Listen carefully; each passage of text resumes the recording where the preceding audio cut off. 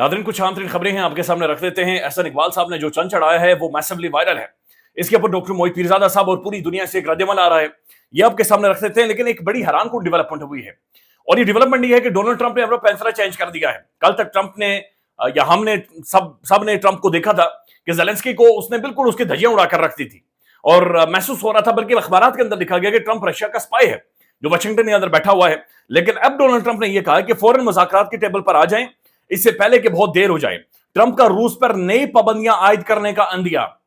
Trump ने Russia को कहा है कि ना, मुझे यह महसूस हो रहा है कि आप यूक्रेन के ऊपर भी बड़ी ज्यादतियां कर रहे हैं, लिहाजा आपके ऊपर सैंक्शंस लगने लगी हैं, आपके ऊपर बैंकिंग सैंक्शंस लगने लगी हैं, आपके ऊपर हाई टैरिफ्स लगने लगे हैं।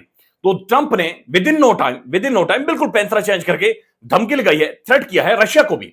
यह जाहिर करता है डोनाल्ड ट्रंप की शख्सियत को। एक तरफ वो हुकूमत का शुक्रिया अदा कर रहे हैं पाकिस्तानी गवर्नमेंट का, जब हमने दहशतगर्द पकड़कर उनके हवाले किया। दूसरी तरफ उसने कहा कि मैं पाबंदियां लगाने जा रहा हूं इनके शहरियों के ऊपर।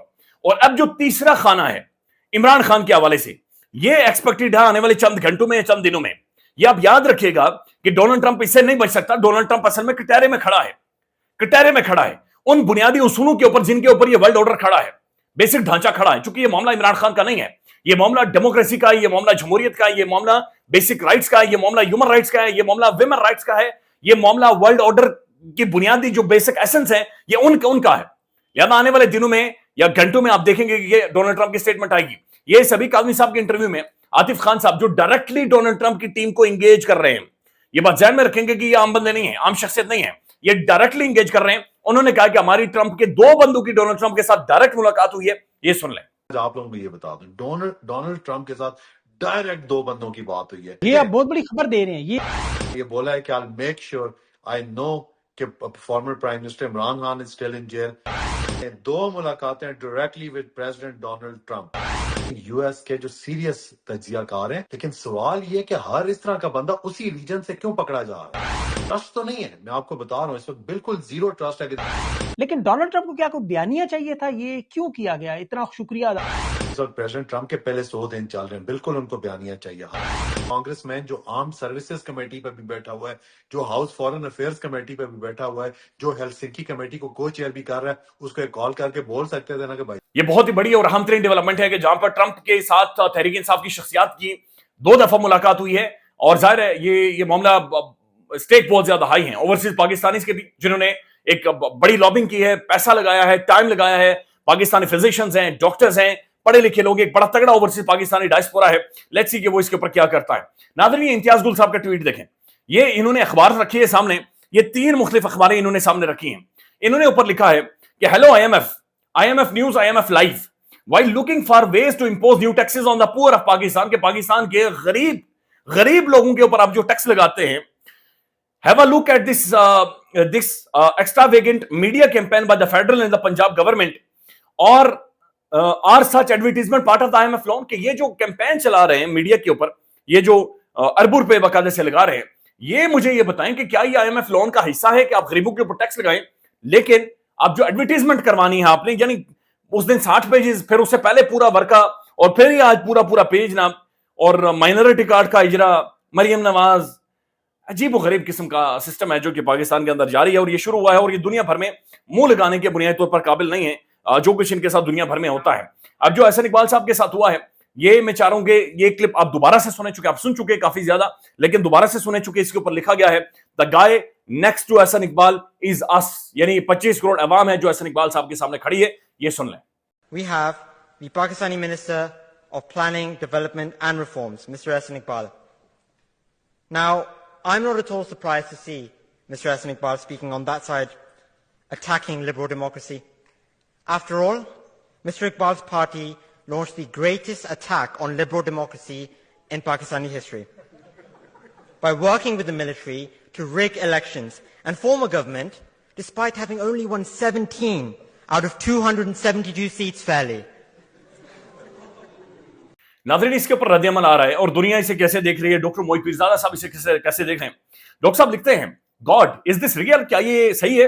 This really happened to Ehsan Iqbal, and if this happened then who was that bold student who had the audacity to speak truth to fascism, knowing well how Ehsan Iqbal and his criminal gang threatened a Lahore family into humiliation when they asked him question in the motorway stop, या आपको याद होगा McDonald ये खाने गए थे, वहां पर कुछ एक फैमिली ने सवाल पूछ लिए थे, उसके बाद उन्हें उठाकर बुलाया गया था और कहा गया था कि लाले ये कुछ नहीं हो सकता, बादशाह से आप सवाल नहीं पूछ सकते। लेकिन आज बर्तानिया के अंदर वो लड़का ठीक ठाक अपनी रूटीन पर गया हुआ है, अपनी नौकरी कर रहा है, कामकाज कर रहा है, आगे पीछे घूम रहा है, रोजा रख रहा है, उसे कोई मसला परेशानी नहीं है।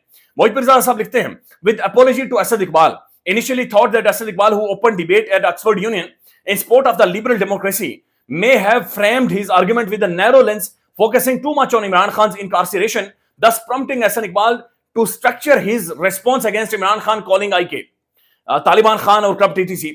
Since then, I have watched whole debate and Asad Iqbal was brilliant.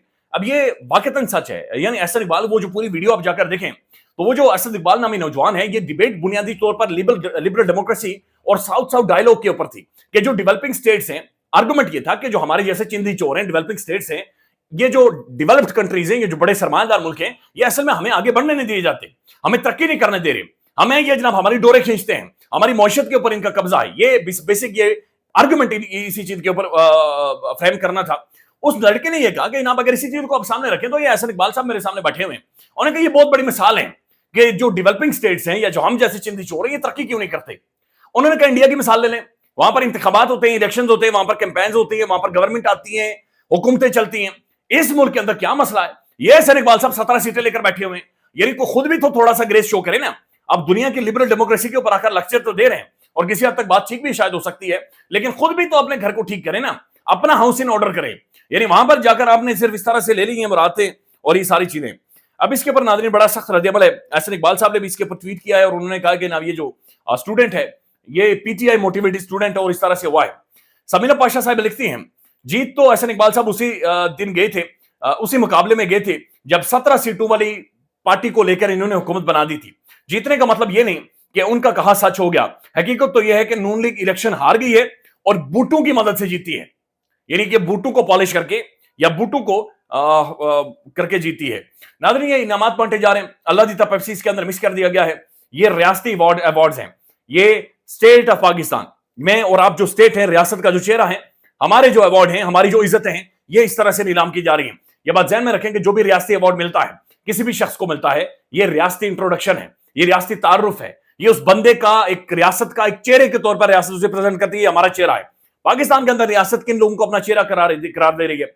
Mister Hasan Ayub Ravi को कहा जा रहा है, रावी चेहरा है, रावी चेहरा है स्टेट का, रियासत का। Anika Nisar ARY again a चेहरा। Munif Farooq, barrister Munif Farooq, very prominent journalist, जिनके बारे में जाहिर आप जानते हैं क्या होता है। कामरान शाहिद, ये जो बंदा अगवाकारों की इंटरव्यूज करता है, बंदा उठाया जाएगा, मारा जाएगा, घसीटा जाएगा, फिर उसे वल्नरेबल करके इसके सामने उठाया जाएगा, ये टांग पर टांग रखकर नौसर बादू की तरह उसका इंटरव्यू करेगा, और ना सिर्फ नौसर बादू की तरह इंटरव्यू करेगा बल्कि डायरेक्टर बन जाएगा। इसके अंदर का वो जो अदाकार है वो जाग जाता है, और जी एंज करो, एंज वेलकम, तालियों में उमर डार साहब वेलकम।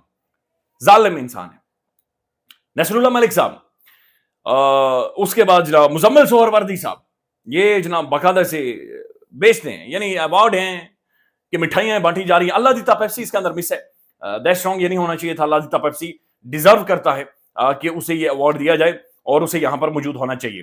नाज़रीन ये एक रद्द-ए-अमल आया है, ये नईम खालिद लोधी साहब है, इन्होंने लिखा है कि अगर आपने अमेरिका के हवाले दहशतगर्द करना था शरीफुल्लाह, तो आपको नेगोशिएट करना चाहिए था। आप ऐसा नहीं हो सकता कि आप किराए के तौर पर रिएक्ट करें और बंदे को पकड़कर उनके हवाले कर दें। आखिर वो हमारा भी तो मुजरिम था, यानी शरीफुल्लाह आका जाफर। पहले हमें खुद इस पर मुकदमा चलाना चाहिए था, इसी दौरान IMF और अपनी बात मनवाते या कर्ज फिर हल्के करवाते।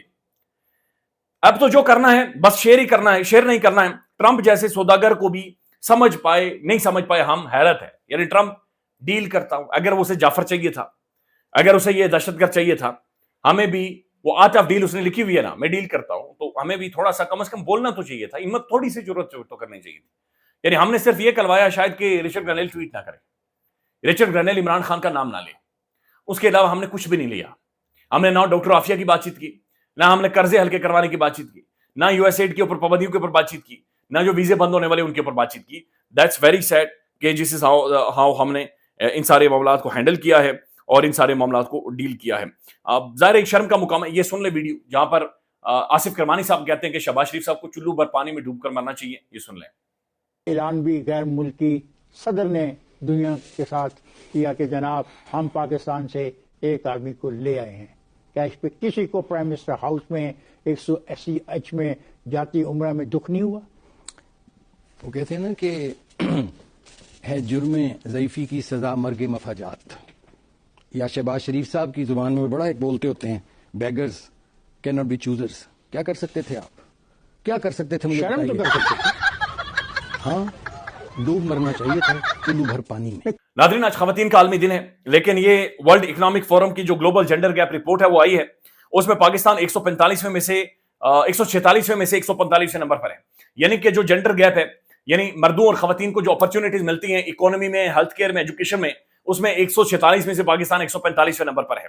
पाकिस्तान के अंदर कौमी असम्बली में नशिस्तें खवातीन की खाली हैं 19, सेनेट में 2 खाली हैं, पंजाब असम्बली के अंदर 24 खाली हैं और 17 KPK के अंदर खाली हैं। यानी कि बुनियादी तौर पर खुलासा यह है कि पाकिस्तान के अंदर 50% जो खवातीन की आबादी है वो आज भी काबिज उनके ऊपर कब्जा है, वो कंट्रोल में है, उनकी जिंदगियां उनकी मर्जी से नहीं जीने दी जा रही, उनकी कोई रिप्रेजेंटेशन नहीं है, उनकी कोई रियलिटी नहीं है।